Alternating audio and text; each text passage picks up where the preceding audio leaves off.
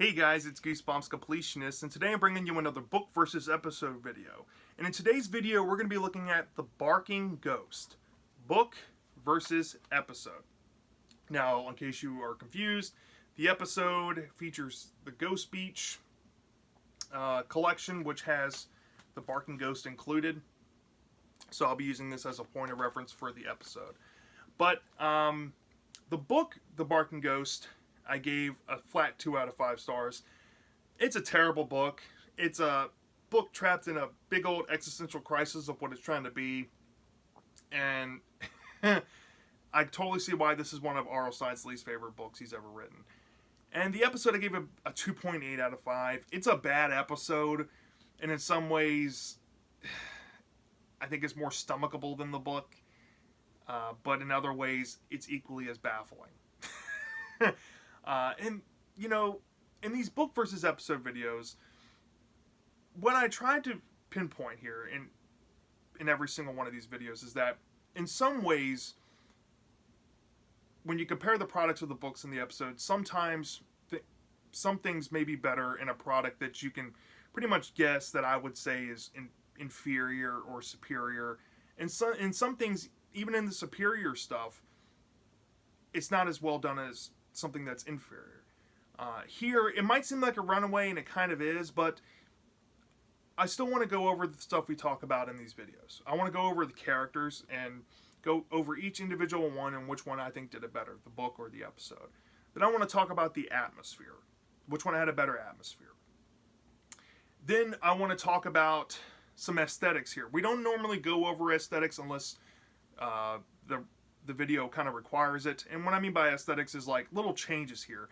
And for the changes between the Barking Ghost book and the episode, we're going to be looking at the shack in the book versus the tree in the episode. And that's about it. Which one I like more. We're going to go over the overall plot.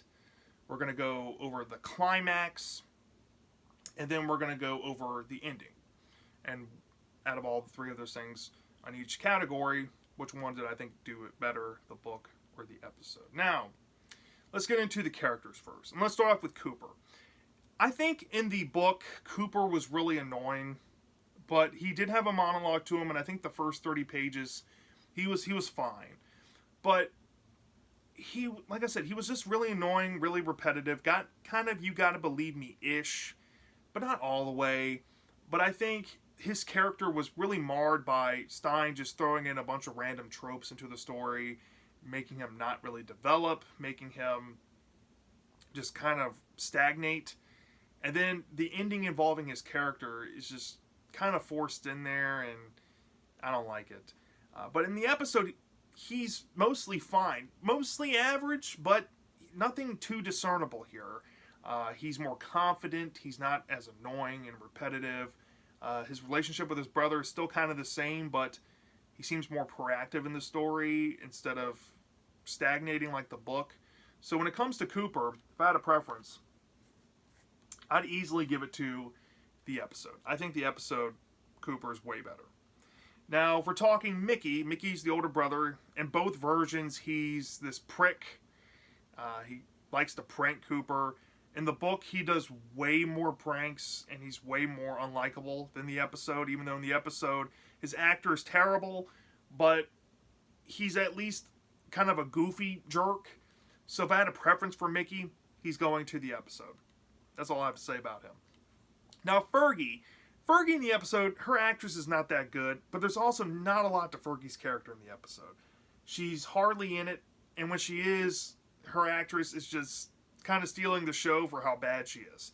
And the line delivery here, the truncation of the story kind of reduces Fergie's character down to she's already confusing in the book, but it's just fine for her character in the episode. But the book, even though she's confusing and a lot of stuff really doesn't add up with her character, I think she does play a more predominant role, and I do see her relationship budding with Book Cooper a little bit better. So if I had a preference for Fergie, I'd give it to the book. And some people might disagree with that, but that's just where I'm at. The parents, I'm not even going to just bring them up individually. The parents, the mom and the dad, I think in the book, they come off more like bad parents because they can't manage Mickey and Cooper's relationship all that well. But in the episode, they're just kind of there and fine, not really that integral to the story. And the book, they're not really that integral either. But if I had a preference, I'd probably give it to the episode because it's less infuriating than the book was with them. So yeah, there's that. And then I guess we can talk about the villains of the story, the dogs, the ghost dogs. Now, in the book, this is spoilerish, so just so you know, it's these two guys from the past who had a curse placed on them by some like local witch or something that turned them into ghost dogs, said to haunt the land forever. But in the episode, they're like these two pirate guys, vandals, whatever. They get stuck and hunted down by these two hunting dogs, tracked down to this random tree and turned into ghost dogs. And at least there's some backstory involving them.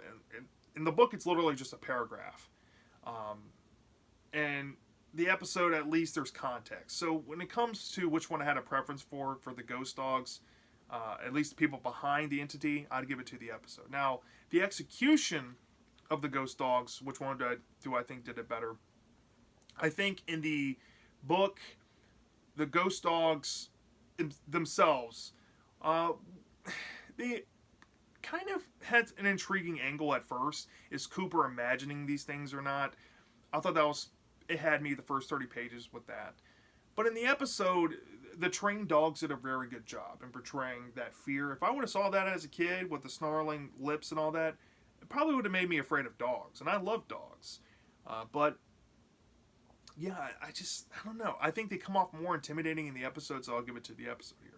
So far, the characters are pretty much getting swept with the episode. But looking at the atmosphere, I think the episode does a good job displaying the woods, which is the setting of the story. But if I had a preference for atmosphere, I'd probably give it to the book. I think, now thinking about it, I didn't say this as a compliment to this in the review, but the atmosphere to the book was kind of good. I mean, not the best written that Stein has done, but it was serviceable. Something about being in the woods, being off grid.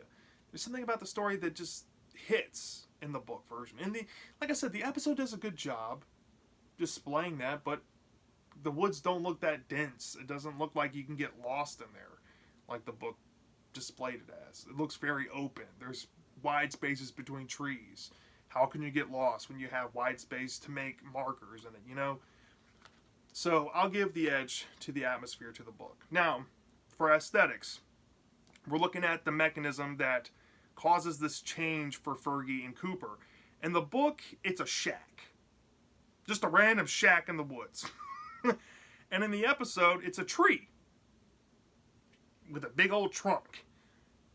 Both have no context. Both have no real exposition of why these things exist, how this is able to happen. Especially in the book. Because you have this whole curse concept, but then you have this changing shed for some reason. But in the episode, it's a lot more cleaner.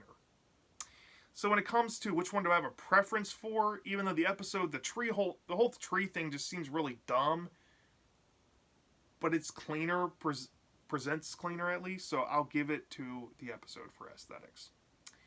Now, the overall plot, the episode is essentially just a truncated skeleton of the book, right? Cooper moves to a new house. Cooper thinks he hears dogs. Cooper gets in fights with his brother, meets Fergie. Fergie's behind this conspiracy with his brother to scare him. She comes clean to him.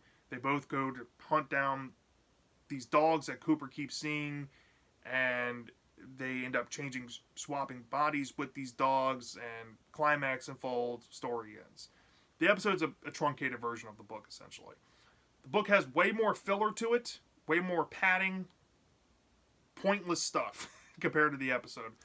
But that's not really a compliment to the episode, because the episode story kind of, when you expose the skeleton of the book, you realize that A, it should probably have never been a book, and B, it probably should have never been an episode, because it's not an intriguing plot whatsoever. There's nothing intriguing about what's going on. It just exists. So if I have a preference, I would give it to the episode, but reluctantly here. And just know that. When it comes to the climax, I actually think the episode did a good climax here. I think building it up, having them act like ferals, like the imposter Cooper and Fergie, and then involving Mickey in the climax and having them chase back into the woods, I like that more than what we got in the book. Now, the book's climax is really bizarre. They try all these different things to get the parents' attention, and it just doesn't work. And then they drag the whole family out there, and it's suspenseful, but there's not a lot to it. It's just a lot of, let's try to get my parents' attention. Let's go back. Oh, I got fleas, stuff like that. It's just, climax kind of drags in the book, but in the episode, it's quick and painless, and it makes more sense. So I'll give it to the episode. Now, the ending. The ending here, this is a tough one, because I hate both of these endings, but I'm going to look at it like this. On delivery, they both suck, and they're probably deadlocked. But in terms of context, I definitely prefer the episode's ending, and here's why. And it comes down to who is getting punished at the end here. In the book, Cooper and Fergie get this forced moral that we see done way worse in other books, dealing with like revenge plot stories, where there's like this moral played up for laughs that revenge is bad, right? And because they sought revenge or vengeance, they end up getting punished, right? Now, this is getting spoiler talk, but in the book, they end up getting the short end of the stick with the changing shed, and they don't get their bodies back, let's say that. And then in the episode, they get their bodies back, but it's not them who gets punished and doesn't get their body back, it's Mickey. So when it comes to the context of it all, I'd give it to the episode, because Mickey's the one that deserved it, not Cooper and Fergie. So it might seem like a runaway. But I do want to say something about this, right?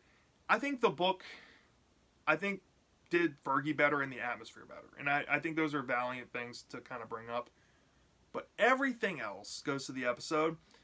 And I'm reluctantly saying this because I think the episode's bad and the book is just terrible. But if I had to say which one is superior, I'd say the episode is superior. But like I said, I think it's a reluctant conclusion there, because the episode is just really poorly truncated, and it's bizarre in its own regards in some areas. The acting's bad. It's very forgettable. I have nothing else to say. Compared to the book, it might look like the Mona Lisa, but the book, it does have its strengths, I guess. The first 30 pages, the atmosphere was great. Cooper's monologue was intriguing. Is he hallucinating these dogs or something? It had me going until it lost me. But if I'm being honest,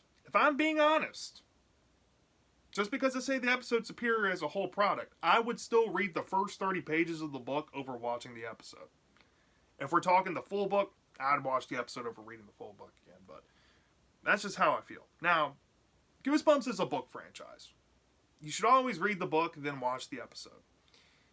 For a lot of you, I think a lot of you are going to think the episode's better, and for good reason. For those of you that think that the book is better, I can understand, kind of, because they're basically the same story, just with a different ending, and the episode's just truncating the story. I could totally see if you maybe even like the first half of the book. If you like the whole book outright, or like even love it, you're probably one of the unicorns of fans out there. But yeah, I wouldn't blame you if you like the book more. So yeah, that's my thoughts on the Barking Ghost. Sorry if I don't see that enthusiastic about it. I'm not a fan of either one of these. But let me know down in the comments section. Which one do you think is superior? Do you think the book is superior? Do you think the episode's superior? I'm dying to know. And I'll see you next time.